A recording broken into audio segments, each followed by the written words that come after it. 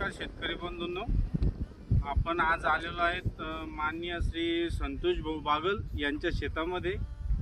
आणि हा हळदीचा जो प्लॉट बघताय हा आगळा वेगळा प्लॉट आहे आणि याची लागवड पद्धत, याचं मॅनेजमेंट, नियोजन, खत व्यवस्थापन, तर खास आपण त्यांच्यासाठी आज माती परीक्षणाचा मुद्दा घेऊन आलोय।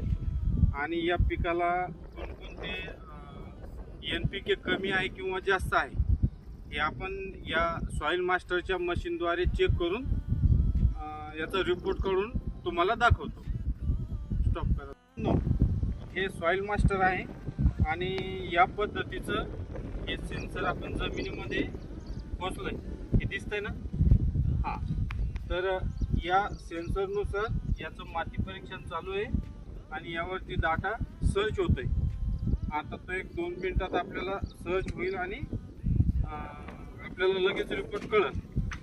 तोपर्यंत आपण असं करूया की माननीय श्री संतोष भाऊ बागल यांचं थोडंसं या प्लॉटबद्दल कसं यांनी नियोजन केलं, लागवड पद्धत काय आहे याच्याबद्दल ते थोडंसं 2 मिनिटं बोलतील अशी मी त्यांना विनंती करतो। नमस्कार। हळदीची जी लागवड आहे ही साधारण 30 जूनला लागवड केलेली आहे आणि याचं 2 तासामधलं अंतर आहे 1 फुटाचं। 2 झाडामधलं अंतर कमीत कमी 12 ते 14 इंच निघलेले आहे। हा प्लॉट थोडा यावर्षी आपण जरा थोडा चेंज केलेला आहे। दरवर्षीच लागवड थोडी दाट होती, थोडा पतला केलेला आहे यावर्षी रिझल्ट पाहायचे आपल्याला साधारण।